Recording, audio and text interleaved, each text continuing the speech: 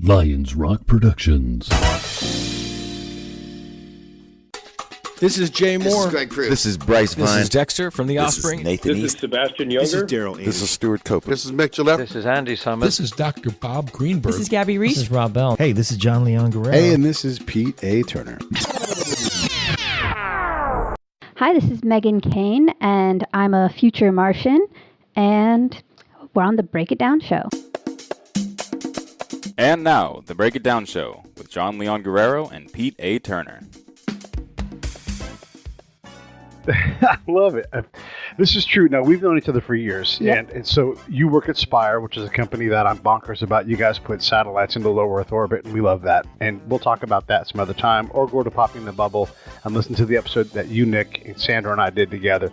We're going to talk a little bit about, okay, so here's the main thing. You always have great things to talk about. And it's so fascinating. So I'm just going to nerd out on space. But the main thing is, this week, Neil deGrasse Tyson talked about Space Force, and people, because Donald Trump puts it out there, they dismiss it.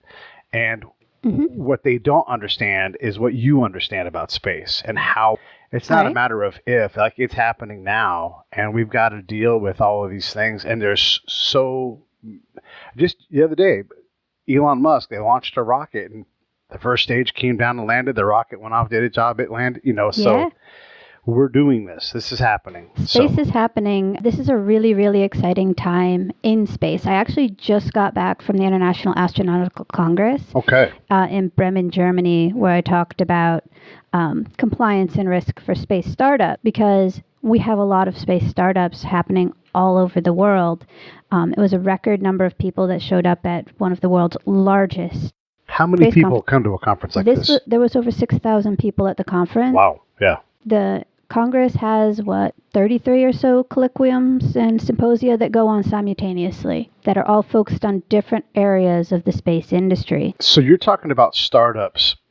Give us an idea of what companies are doing in the startup space.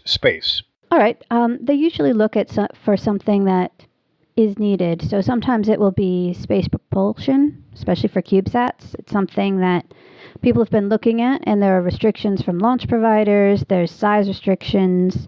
If you're putting up a 3U CubeSat or a 1U CubeSat, where definition here, a 1U CubeSat is 10 centimeters by 10 centimeters by 10 centimeters and is about 1 kilo. Right, okay. 1 to 1.5 kilos. Okay. And then 3U's is three of them together. Basically the equivalent of three of them together. So it's usually 32 and a half centimeters long by 10 by 10. So startups are trying to figure out, one, how to get the regulations evolved so that they can do what they need to do. We want to evolve the regulations, yes. The space industry is evolving. The regulations were founded during the Cold War because that's when the industry really came into being. Right. The space race to the moon happened. There's actually going to be a new moon race put out by Airbus, sponsored by ESA, for commercial companies to put things on the moon, and it's coming out. They announced it at the Congress. So crazy. If you go to ESA's website, that's the European Space Agency, for those listening who have no clue about space, you can find out information about the moon race. So, hold on, slow down, because that's incredible already. We've been to the moon, didn't stay long. But now we're going back. Now, are we humans going back, or is it primarily stuff? So if you look at the international plans, the plan is to put a gateway in lunar orbit, in cislunar space, or in lunar orbit, that will then be able to send landers down to the surface. This would initially start out with robotic missions, probably. Yeah. But the goal is to have a manned gateway station in orbit around the moon that can send missions down to the surface, rather than having something that lives on the surface. So you're going to have something in some kind of orbit around the moon that is like a destination. That's the international plan. Okay. And will this be something like the International Space Station, just really far out? That's kind of the idea. It's based on the same principles as the international collaboration for this space station. When you have to provision something, I'm assuming that'll be manned at some point. Yeah. The intention is for it to be a manned space station. I mean, that's what the Orion spacecraft under development by NASA is for. It's for going to lunar and farther missions. And that's 250,000 miles away? I don't remember the exact number. Yeah, it's far. Yeah, it takes several days to get there. Yeah, at our standard propulsion rates, yeah. Are there non-standard propulsion you rates? can send something much slower and you can send something much faster. The thing is, in space, there's no friction. So you Right. can speed yourself up to however fast you want to go, but then you have to slow yourself down when you get to your destination because you won't slow down naturally. Right. So typically what you do is you speed up to the point where the lunar gravity will catch you, and you don't have to do a lot of slowdown. However, if you speed yourself up too fast, you then have to do your slowdown in such a way that you don't shoot past the moon. So it's more dangerous the faster you go. Right. You're shooting at the moon fast enough that if you don't slow down enough, you'll just keep going. Plus, you don't have to carry as much weight if you're not trying to slow down faster. Exactly. Yeah. So you'll have more fuel for things like going down to the surface. Right. You have capacity in other areas because it's really about that. Like if you're going to send something, let's say it's 250,000 miles away, and you don't really care if you get there in 3 or 4 days. Like if that extra day's worth of resources could be put into something else. Doing 1 or 2 other landings or station keeping for the gateway for a couple months. Yeah, bringing down some being new piece. able to, instead of taking the extra fuel, take instead an extra couple of 100 kilos of cargo. Sure, yeah, another piece of the station or a new motherboard or whatever it's going to be.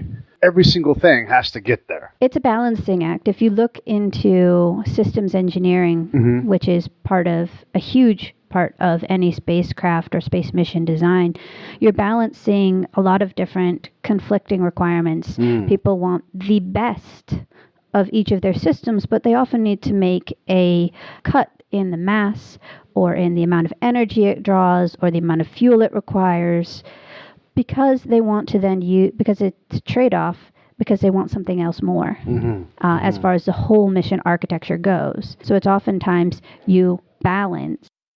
So this is like the specifics of a given mission. Yep. But let's pull out now. Okay. So we've got a station in lunar orbit, and that stays there indefinitely. And I'm assuming it's easier to keep that thing around the moon because the Earth has more gravitational pull, or the Earth has more gravitational pull. Yes, the Earth also has atmosphere. The International Space Station needs to be boosted every couple of months at least.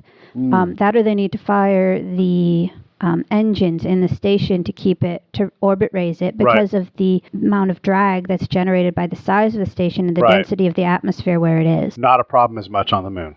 No, there's no atmosphere on the moon, so not nearly as big a problem there for as far as but atmospheric things do drag. retrograde eventually over a long time.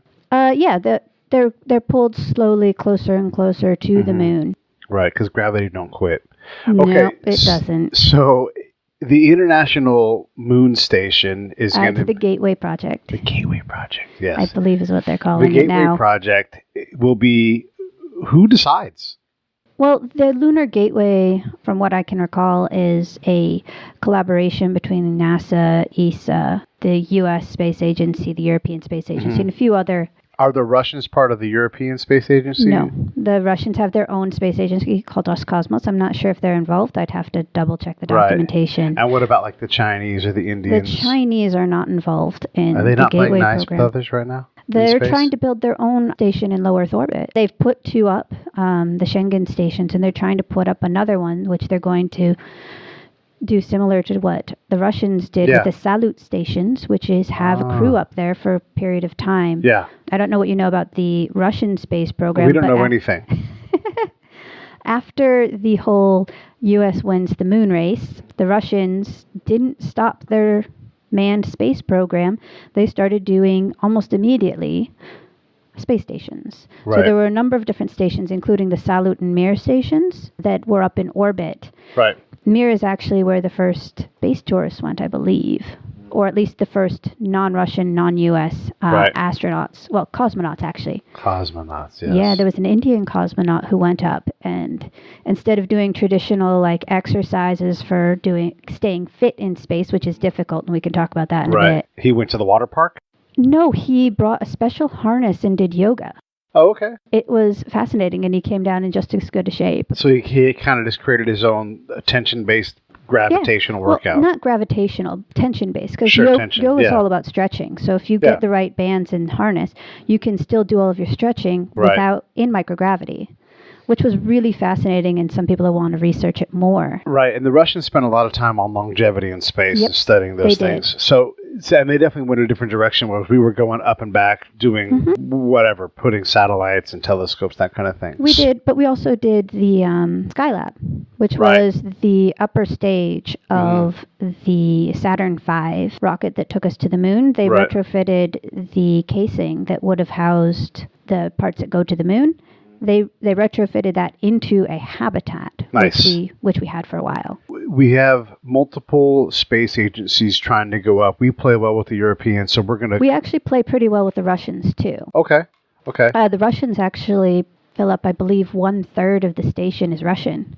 The space station. Yeah. International Space Station. And does the U.S. government have its own lift capacity right now, or do they have to shop that up? We hire the Russians right now. There's the Commercial Crew Program, so the Commercial Crew and Cargo Program, which SpaceX, Boeing, and them are doing. They're currently delivering cargo to the space station. The first crew missions are supposed to happen next year. We'll have the very first commercial astronauts going up next year. Wow. As far as I know, all of the commercial astronauts are retired NASA astronauts. Sure. But that's going to change. Well, we certainly hope so. Yeah. Okay, so there's a lot of questions, but I want to keep us on the big picture. So we've got multiple space agencies going up and doing their own things. And this kind of gets after the Space Force thing. There's old regulations. I know from talking to you and Nick over here that there's constantly new things. We're like, no one's ever done this before in the history of mankind. We have to have some kind of regulation. So that's happening all the time. That is happening. So you do need some kind of U.S. based interest, whether you want to call it the Space Force and it's not NASA's job either. Is that right? It is not NASA's job. Okay. One of the things that's really important for you and anybody else interested in the space industry to know is by international law under the Outer Space Treaty, every state, so that means every nation, is responsible for the people from that state who are working in space. So anything SpaceX does in space, the United States is responsible for. Right. Okay. To the international community, which means that each state that wants to launch something has to know, or people from that state, they need to know that that country is responsible for what they're doing. So if Kazakhstan is going to launch something, they've got to submit something to the World Space Board or whatever. Nope, they have to report that they did. Okay. But if something happens in space, say you have your spacecraft and it's plowing along and you change its course and it runs into something else. Right, as an accident, You're responsible. Okay. But it's your country that's responsible, not you. You're responsible to your country. Right, you're responsible to your country. And so is someone insuring all of these actions then? Is there like an insurance? There is an insurance industry, and it is growing and changing as things change. Wow. Yeah. The thing most people insure is launch. Okay. Because catastrophic failure is bad. Catastrophic failure is bad and not uncommon. Right. Yeah, okay. I want to ask a couple questions about that, but I want to get back to Kazakhstan launching or whomever. Well, the only launch site in Kazakhstan is actually Russian territory, Baikonur. Okay. Well, I'm just I'm being silly because I'm trying to think of a country that probably doesn't have a space interest, but I have no idea what Kazakhstan or Uzbekistan or any other stands. If you do something and the world looks at the U.S. and goes, why is Blue Horizons causing car accidents up in space? Like, who sits at the world level and goes, you're going to get a whooping from PAW because you're not doing what you're supposed to, United States? Typically it is based on specific actions. Okay. We actually haven't, to my knowledge, seen this enforced because the various actors have taken responsibility. But it's all self-enforcement, right? Like, because no one's going to say, U.S., you're being mean and... No, it would be if you are not fulfilling your responsibilities under the treaty that they would come after you. Okay. For example, when the... But who comes after you? The person who you've harmed. Okay. For example, when Russia deorbited a spacecraft and it littered radioactive material on Canada... Right. Russia went to Canada and said, sorry, and gave them payment. Vodka. I don't think it was paid in vodka. Oh. But. Well, that'd be a good idea, though. Okay, so now let's go back to how many times in a month, in a year, whatever, is something being launched into space? Is it several times a month? All the time. Okay, all the time. There are lots of launches that go up. Yeah. The primary people who launch. The United States has a couple different launch companies. Right. You know, SpaceX, Sure. there's Lockheed Martin, there's Boeing. Right. You've got launchers from the U.S. There's that dude in the desert who's trying to prove that the Earth was flat. That guy's launching things. Technically. Yeah. How high do you get? I mean, he didn't even get higher than like the highest buildings on the planet. I mean, you can call it a launch, but is that really a launch? Technically, anything that goes up is a launch. He's what's called suborbital, meaning didn't go up That's into like space. me when I jump. You know, I'm That's suborbital. what you are definitely suborbital. Yeah. There are, most times though, when we use suborbital, we mean ones that go into space, but do not actually go into How high up is space? That's a very good question because there's a couple different definitions. Okay. I believe one's 100 kilometers and the other is 50 miles. Okay, so about the same. They're around the same. I mean, Yeah. technically 100 kilometers is closer to like 62 60-something miles. Yeah, right, yeah. Like 62.5 But we know miles that or like something. anything less than 50 miles up, you're really not in space. You're not. Okay. And when you have all these agencies trying to do things, Mm-hmm. what does compel, say, we'll just pick China, make them the baddie now this time. What compels them to behave? Now, I'm not talking about accidents, that kind of thing, but if they want to come and they're like, we're just going to take over this whole thing and let everybody else deal with it, because who is going to tell them otherwise? Depends on what you're talking about by taking something over. For example, we're pretty sure that when China goes to the moon, they're going and they set up a base, they will be claiming the resources from the base. Under the Outer Space Treaty, it is ambiguous as to whether or not you own what you've mined. The U.S. and Luxembourg actually just last year also released regulation that allow you to do that. Right. Technically, I own the moon. I have a deed for it. You don't own the moon. No one can own the moon. That's one of the few things under the Outer Space Treaty. It basically says no state on Earth can claim territory on the moon or other celestial bodies. So if you can't claim territory, how do you own You can control territory. You can control it, but how do you own the assets? You can't sell an asset you don't own. You can't sell an asset you don't own, but there's a big difference between staking a flag on something and saying it's mine and going through the process of working to remove certain minerals and then saying, I own the minerals that I've pulled out of this. Right. And this will get silly, but similar to the way that like prospectors for gold Sure. would go up into the mountains right, and I and was just going to go go with and the they'd prospector go. thing. If you're strip mining on the moon and you're just tearing it to pieces, like we've done this before, right? So are we allowed to go to the moon and just start blasting away? And Theoretically, yes. There are movements to protect things like the Apollo sites and other landing sites for important missions. sure, And people don't want to upset the balance of the moon.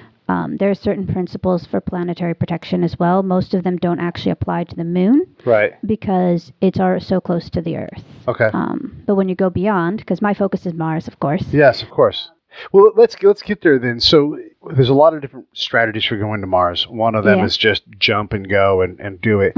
But there's also like a stage. Go out either to the That's what the Lunar Gateway is for. And are there other gateway plans? So under the Obama administration, the plan was to go to an asteroid first to test things, a near-Earth asteroid, and then go to Mars. Okay. Under the current administration, we're back to going to the moon first and then Mars. Well, whatever. Very few people have proposed going directly to Mars, simply because there's a lot of complexity and people want to test things out.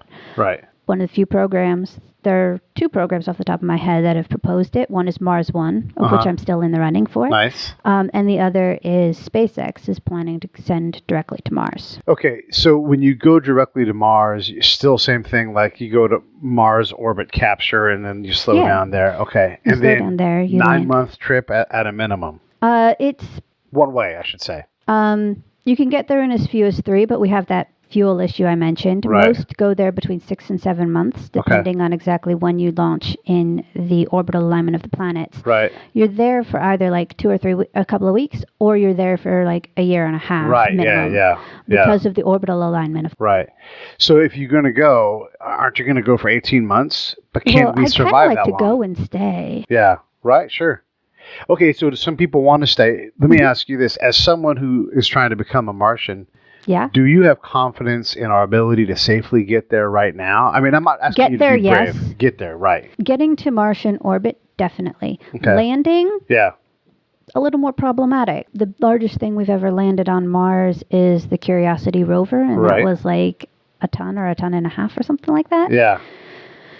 So landing a large amount on Mars is something we don't know how to do. And we also like to kind of bounce stuff. Like, we're going to get it slowed down as much as we can, then we're kind of just let it like bounce on these air balloons. Yeah, so Curiosity is the only one that's had a powered descent that I know of, which is where they used retro rockets. Right. It came in. If you haven't watched it, actually, watch NASA's 7 Minutes of Terror video for the Curiosity landing on Mars. The most interesting part about that whole landing is the landing sequence is 7 minutes long. That's why it's called the 7 Minutes of Terror. Okay, makes sense. However, by the time we got the notice, and I was at Johnson Space Center during this landing, by the time I got the notice that the sequence was starting, it had either succeeded or failed already. It's like Schrodinger's cat. Wow, yeah. We already knew that it had either succeeded or failed by the time we knew that it started, by the time we got the feedback of when it started. Because it takes 8 minutes for light to get from here to there? At that time, approximately that. It didn't go so well for the Beagle. Like, that mission went into the side of a canyon. Yeah, so we haven't always successfully landed things. In fact, if I'm going to Mars, I prefer not to go on a Russian thing. Okay. The Russians have had the worst track record with Mars of any of the people who've sent stuff. However, if I'm going to Venus, I'd want to go on a Russian one because they're the only ones who've successfully landed something on Venus. Yeah, I want to get to that in a second. But first, let's make fun of the Europeans for a second because they mocked us and we had a failed Martian mission that didn't go exactly right. And they're like, you guys don't know what you're doing. And then they smashed the Beagle into a side of a canyon. Literally like that week. So it was hilarious. Space is hard. Yeah. I don't want to make fun of anyone because I know exactly how hard it is to do anything in space. Are there other areas that we're looking at for jumping off? Like, if not the moon station, the gateway, is there another like truck stop kind of plan at all? So a lot of ideas for going direct to Mars actually have you staging in low Earth orbit, where you use multiple rockets, such as what we currently have, the Falcon, the Ariane, the Falcon Heavy. Right. Sending things up into the Soyuz, sending things up into low Earth orbit. Right. Or into a cislunar orbit, or like a farther out orbit, building it out there, and then launching from there out. So you would take our current lift capacity to build something out past the moon, let's say... not necessarily out past the moon, but pretty usually, far out there. Usually in mid-Earth orbit, low Earth orbit or mid-Earth orbit. Low Earth orbit at about 400 kilometers is where the space station is at 400. Okay. We'd probably want to do it a little bit higher. Okay. So we wouldn't have to lift it as often, but... doing something out there and then staging from there further. When you have a rocket that's built and assembled and ready to go and you're in high, medium Earth orbit, and obviously you're holding on to it with your truck stop, the Flying J, the orbiting J truck stop. I like that idea. I think they should sponsor it, and I think they're crazy for not having already locked that up. But you still have to keep that space station. You're going to have to maintain whatever you use. Unless what you're doing is you're just assembling your transit vehicle in orbit. Okay. And just doing multiple launches, similar to the way we built the International Space Station. Yeah. We sent up the Russian module that had the engine first. Right. But is it harder to assemble? And then we added pieces. Right, sure. I get the modular approach. Is it harder to do that in space because the work environment is not permissive at all? Like, you have to... Well, it's actually harder to build something on the ground that's completed and launch it. Okay. In many ways. Unless you're doing something like Skylab, where the entire thing fits inside the fairing. Right. It can be very difficult to build something that can launch up into orbit intact. So you'll have to probably put pieces together, unless you're doing something like Skylab or Elon Musk's BFR, Big Falcon rocket, is proposed to have the top stage is what will carry you all the way to Mars and land. Right. But that's all built into a single thing, so that wouldn't need to be built in orbit. A lot of times a transit vehicle will be multiple pieces that connect together, similar to the way that the lunar missions did it. Right. Where once they got up, and I don't know if you actually know how the lunar missions did it. I know that they went up and then they went up with the orbiter and the lander. Right. And so you have the capsule, which is the command module. Right. You have the LEM, which is a lander. The lunar module. Right? Yeah, and then you also had the habitat Okay. section. So you had a couple of sections to it. Okay. What happened was when it launched up, they had to turn them around and dock them together. Right. So you could go between the two because they were launched in a different configuration. Right. Similarly, when the later ones, when they had the buggy, they had to maneuver around in orbit to connect them, which is a possibility for a Martian transit vehicle. However, you'll need more room than we had for that. How many people do you send to Mars if they're going to stay for, say, 18 months? Mission plans vary, but typically you want a minimum of 4. Wow, that's it. Minimum of 4. And so what are the key skills that you have to be among those 4? I mean, obviously some kind of medical capacity, but what else is required? You'll want an interdisciplinary crew. That's one of the things that's pretty consistent. Yeah. Is you'll want an interdisciplinary crew. So you'll need to have at least 2 people trained with fairly significantly with medicine, especially survival medicine. You'll need people that can repair the spacecraft. You'll need people who are trained. Everyone should be trained in extravehicular activities. This episode of the Break It Down Show is brought to you by Lions Rock Productions. That's us. We publish, evaluate, and develop podcasts just like this one, consult others to build their own, and create associated content and content marketing strategies. So if you're launching or expanding your social media presence, your business, or your personal brand, or if you just want to take your media presence to the next level, Reach out to us on Twitter at Pete A. Turner, or at JohnLG69. at the Break It Down Show. There's 1,000 ways to get a hold of us. Now enjoy the show. You'll need people who are trained. Everyone should be trained in extravehicular activities. Right. You'll probably want at least... How long does a spacesuit last before you're like, that thing is no good anymore? Depends on the spacesuit. Okay. Some spacesuits are rated for a longer period than others. Yeah. They're actually working on developing new, lighter weight, more durable spacesuits for longer duration missions. Right. Yeah, because like if there's a sandstorm on Mars, you probably don't want to go outside just because it's hard, but also just the wear and tear, getting blasted by high winds and sand. A suit that is used on planetary missions will be different than a suit that you use in zero-G. Okay. In vacuum. A suit that's used in vacuum, such as the Apollo suits, Right. because there's no atmosphere, Right. they had to be resistant to the dust because it would cling to it, but it didn't have to worry about wind and other things. The biggest problem with it is once you get onto like Mars, where there is an atmosphere, Right. you have to worry about pressure and radiation in both of them. But you also have to worry about the exterior durability in Right. the... Because you're going to fall down, you're going to be doing work, like manual labor. On Mars, it doesn't get as cold as it does in a vacuum. Okay. It also doesn't get as hot as it does in a vacuum. Okay. It's more along the lines of a suit that you could wear in, say, Antarctica if you were to remove most of the pressure. Yeah, okay. So you go there, you're all interdisciplinary people, you've got a plan. What are you doing for 7 months on the spaceship? I mean, obviously they're going to give you some tasks, but sometimes it's just extra like work. Like, you know, there's a lot of a lot of it will be continuing your figuring out what you're going to do once you get there. Like, because you don't want to forget all of your procedures and everything for what you're going to do upon arrival. There will be research, microgravity research, that probably needs to be done.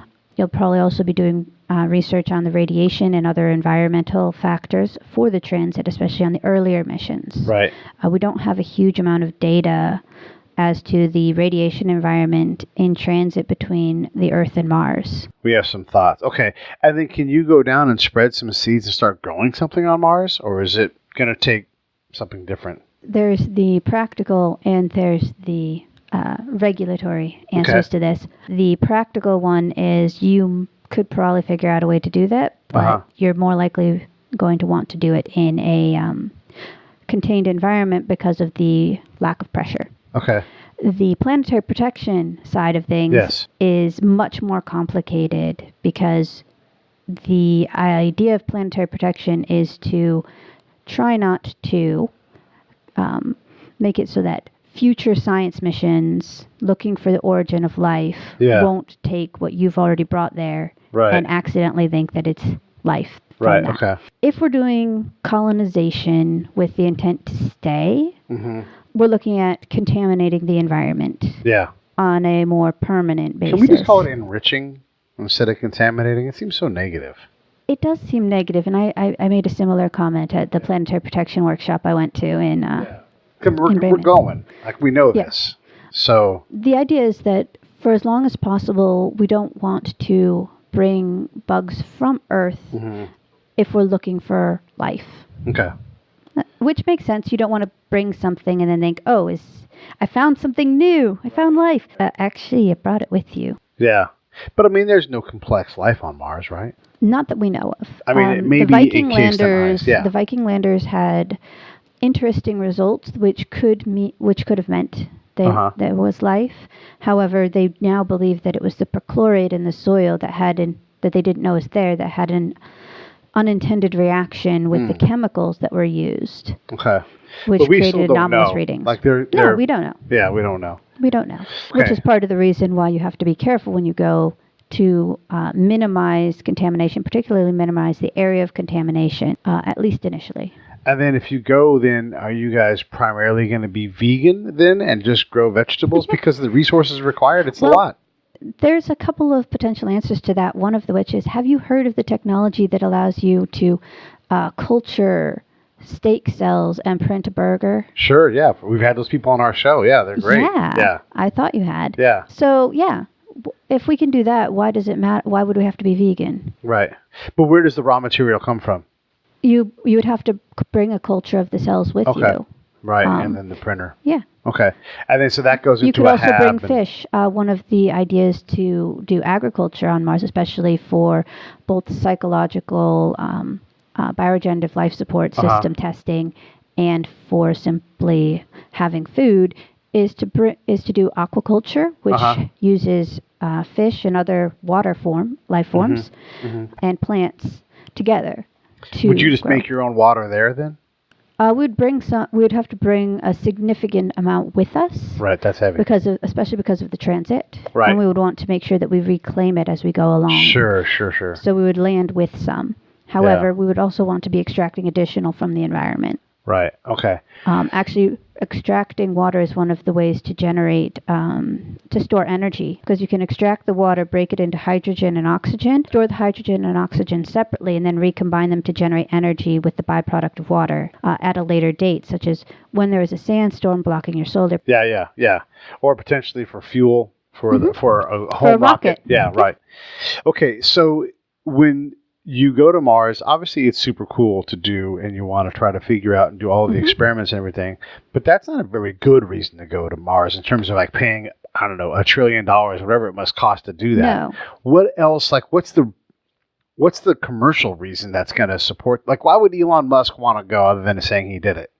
Well, I'm not sure exactly what everyone else's reasons are. Okay. There's the scientific exploration reasons, which take up a fraction of what you can do. One of the biggest motivators for a lot of people who want to go to Mars and see a colony on Mars is we believe that we shouldn't be a single planet species. Okay. And Mars is the only other planet in the solar system that we think we can easily adapt to human life. There are a few moons of Jupiter and Saturn that we could potentially use as well, that have liquid water. Right. However, Mars is the closest of the potentially habitable locations in our solar system. Because even though the Russians put something on Venus, it doesn't last long because it's the hottest, highest, windest. It's not hottest, but it's super hot though. It's got sulfuric acid. Right, in the atmosphere. In the atmosphere, it rains. Right, that's crazy. So, in fact, one of the proposals that I've seen for colonies on Venus, because there are proposals for it, would be a floating city, sort of like Cloud City, where you're floating in the upper atmosphere. Well, why do Venus? Why not go to Europa instead? One of the things about going closer to the sun is you have an increased solar radiation, which makes it a more reliable source of power. You know, the sun radiates outwards, which means that the farther out you go, the exponentially decreasing density of light from the sun. Yeah, right. Which means that the farther out you go, the less powerful solar power is. Once you get out past around the asteroid belts, you want to have nuclear power as your primary source rather than solar. So you you go to Venus because it's in the Goldilocks zone and you can use the sun to help. It's on the inner side of the Goldilocks zone. Right. Mars is on the outer side of the Goldilocks zone as far as we've determined it. Right. Which I love that we use a fairy tale to name it. That's great. Yes. Is it viable to go to Venus though? Like it's a cloud city. I guess we're kind of building a cloud city around the moon, right? I mean, if we're going to do something similar, but you couldn't go down to Venus for long. It would be in the atmosphere is the proposal that I read about. Mm-hmm. How viable it is, I don't know. Yeah. I'll tell you this. Engineers will figure out anything if you give them the money and time. Right. Yeah, that's true. Maybe you put a HEPA filter down there and start cleaning out the acid out of the air. Oh, back to the Space Force thing. When you want to protect national interests, you need someone focused on that. We know that NASA can't do that, and the Air Force is trying to do it. But the Air Force, the Army, the Navy, everyone in the all the military branches in the United States have their own space assets. From what I understand Space Force is similar to what they did when they made the Air Force out of the Army, which is basically saying, okay, we've got enough of this, we're going to give it its own command. Right. That's, as far as I can tell, all it really is saying, okay, we have enough assets in this area that we're going to make it its own separate thing from the Army, the Navy, the Air Force, and everything else. Is there a reason why you wouldn't want to have a national focus on that from a military standpoint? I don't know. As far as going about it, I don't really think it's a problem to have a Space Force in addition to an Air Force and an Army and a Navy and a Marine Corps and a Coast Guard. Right, yeah. I mean, some people could argue that why do you have a Marine Corps and a Marine Corps, a Navy, and a Coast Guard? Right. But they all perform different missions. They all perform different things. Why do you have an Air Force if you have air assets in the Army and the Navy and the Marine Corps? Well, because you need those assets there. Yeah, and then like the Air Force, one of the main things they do is lift. They take things from here to there. And the Navy, they have assets that do that. But really, that's the Air Force's... I hate to say this about these guys, but that's their primary thing, is to like put supplies in a bird and fly it 15,000 miles and have it land somewhere. They're really good at that. They're like a large logistics platform. Yes, they have a military, lethal branch, but that's not like that's not their day-to-day main function.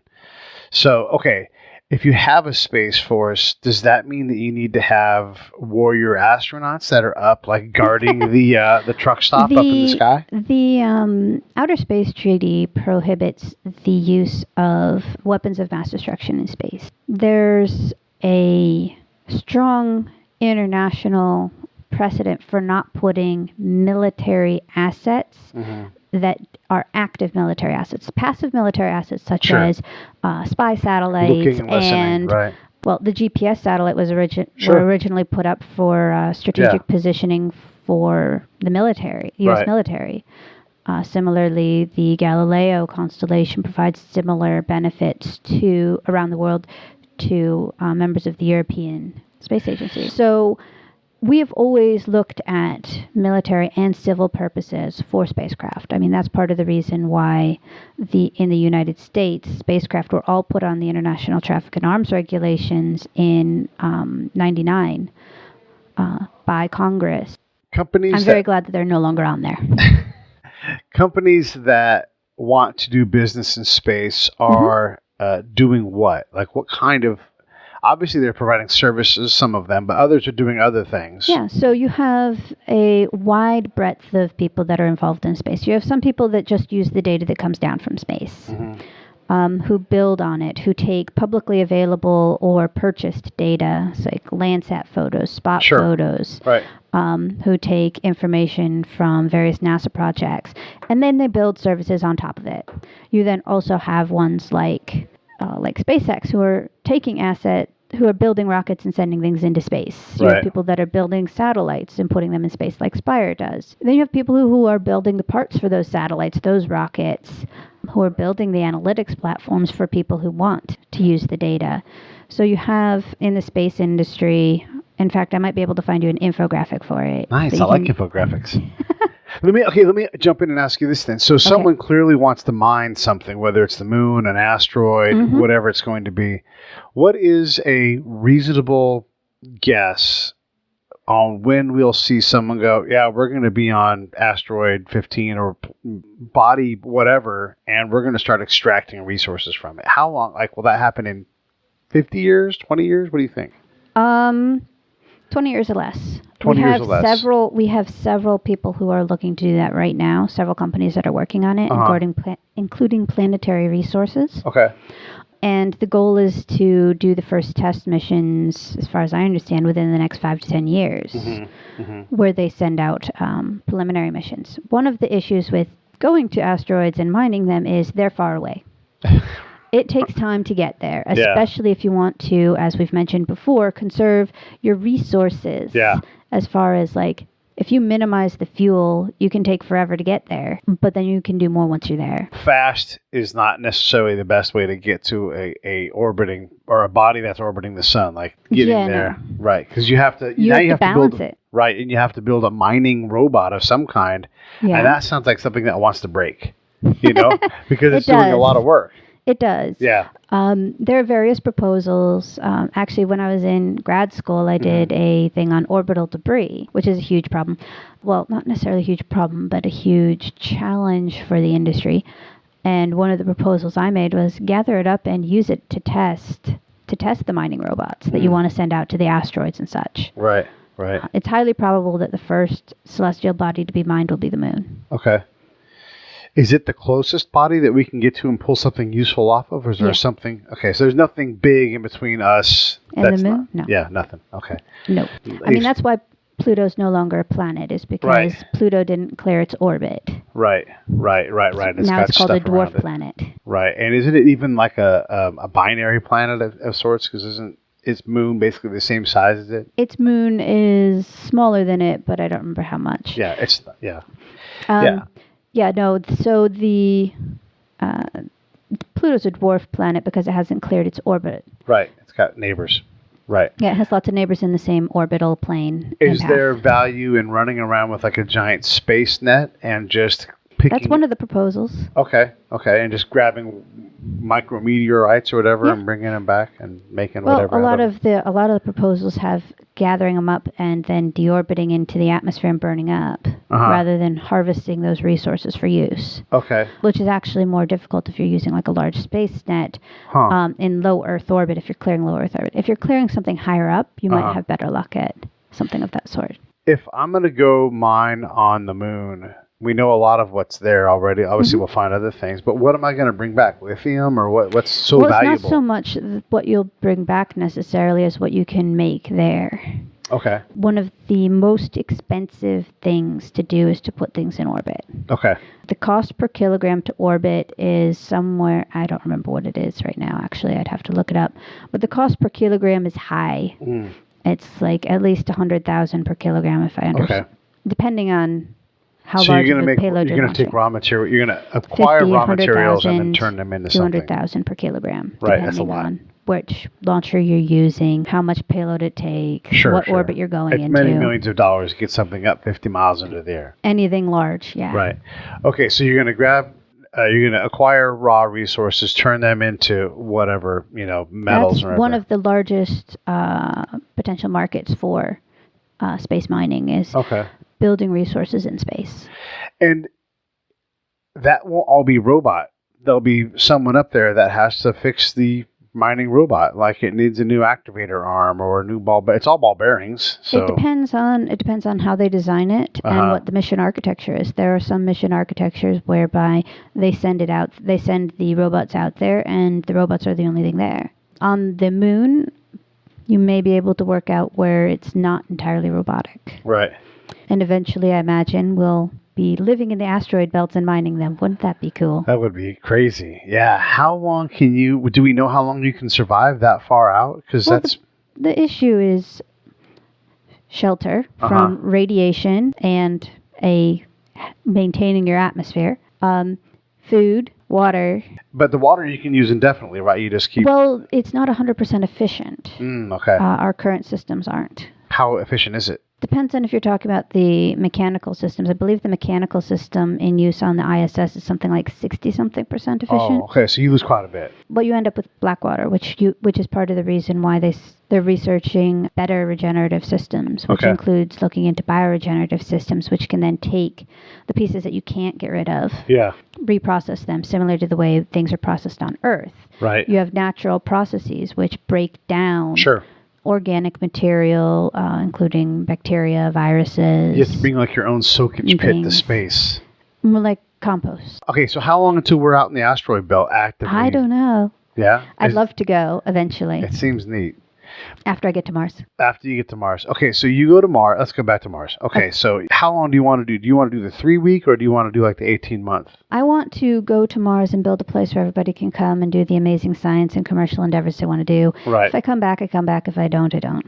So you wouldn't mind running Megan's General Store and be like, I've got what you need right here. Well, whether more it's along the black line, licorice a little or... bit more than the general store. More along the lines of a... like those safari resorts where they make sure that the food is there. They make sure that you have that you have the places, that you have the transport once you're there, that sort of thing. Where you basically have like a base camp that people can go out from. Right. Okay. It's more like a village or a city council. And how many people have to stay for that, to stay indefinitely? We don't know. We don't know. Okay. Because you don't want the smallest team. Like you want Megan broke her leg. She's down for a couple of weeks. Like, well, now we're all going to die. You don't want that. Right. One of the interesting things is Elon Musk has said that he's going to send people by the hundreds on his BFR to Mars in the next 20 years. Right. Which means if you're sending people by the hundreds to Mars, you're going to need a large enough crew to go and set that up. Right. For when those people get there. Yeah. Because I guarantee you not all of those 100 people will be willing to, or trained and able to just live in a capsule. Which means that we're going to need to figure out how to use local resources to build. One of my personal preferences would be to build an underground facility, dig it out using either, say, lasers or some other mining technique that's isn't lasers usable. Always the first answer in space? No. Oh, dang it.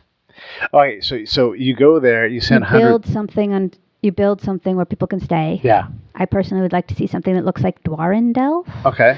Built into a crater the side of the Valles Marineris. Yeah, right. Okay, and that makes sense. And then use that material to build like a dome outside. Adobe kind of? No, more like a dome that has multi-planed glass. So more like a greenhouse. Okay. Or conservatory that you build outside using making glass but out of the local regolith. But it does make sense to use Adobe though, right? Like to...